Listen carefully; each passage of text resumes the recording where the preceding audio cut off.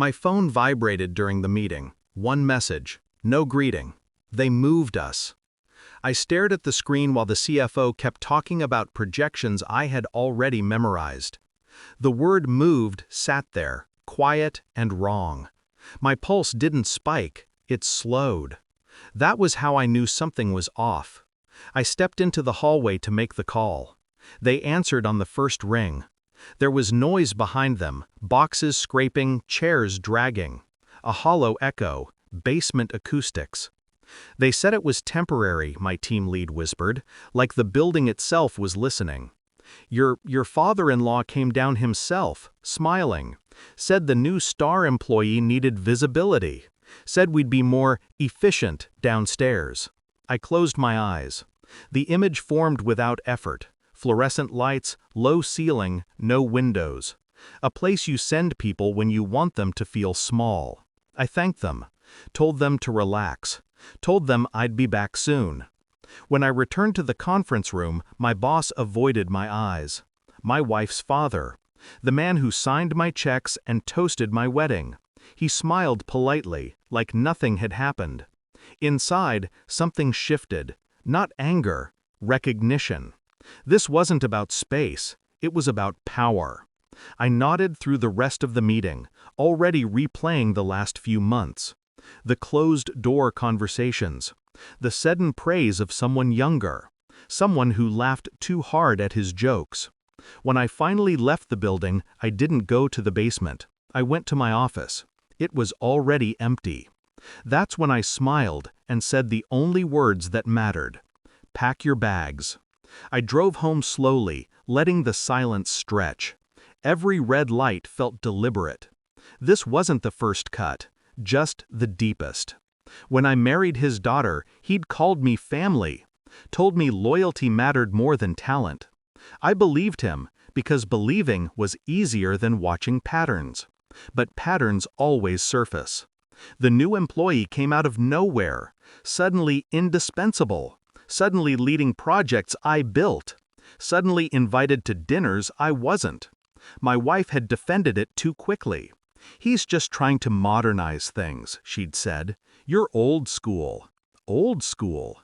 Like loyalty? Like patience? I thought about the way she'd checked her phone lately. How she'd started using vague pronouns. They think. They feel. They want. Always they. Never names. In the driveway, I didn't get out immediately. I watched the house lights glow in perfectly arranged lines. Every window a decision. Every shadow a secret.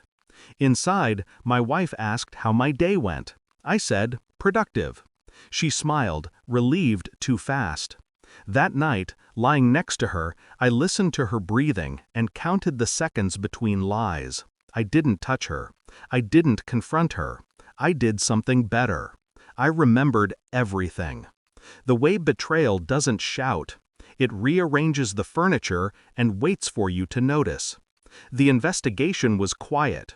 I pulled access logs under the guise of auditing workflows. Saw how often his name appeared next to hers. Late hours, early mornings, rooms booked under planning.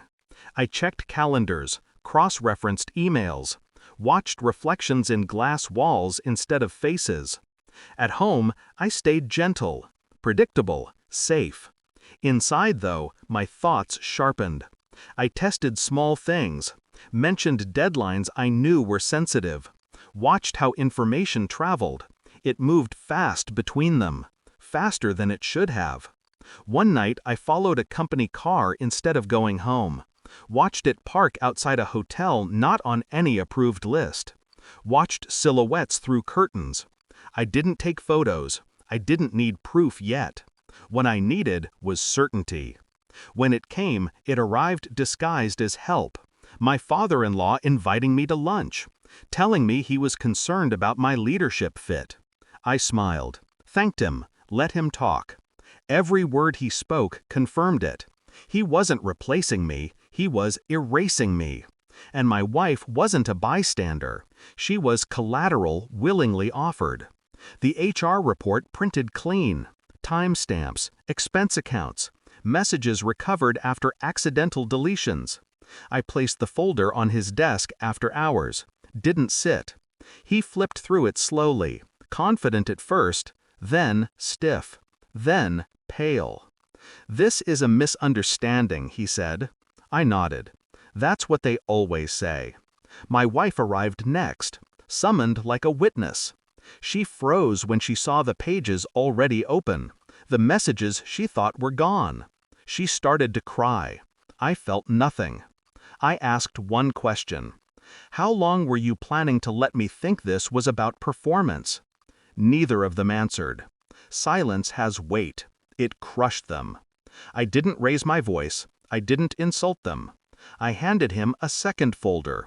Board correspondence, legal notices, the acquisition documents he never knew I finalized months ago, through a holding company he signed off on without reading. Effective immediately, his authority was ceremonial. His star employee was terminated for ethics violations. The basement team? They were mine now. I looked at my wife last. "I knew," I said quietly. "I just needed you to know when it mattered." The look on her face wasn't guilt, it was comprehension. That was enough. I cleared my office the next morning. Not the basement, the top floor. Sunlight felt unfamiliar. I didn't feel triumphant. I felt precise. Betrayal teaches you things love never does, about leverage, timing, and the myth of forgiveness. I left the ring on the desk, left the job title behind. What I kept was control. By the time I walked out, they were already irrelevant. And that, more than revenge, felt like truth.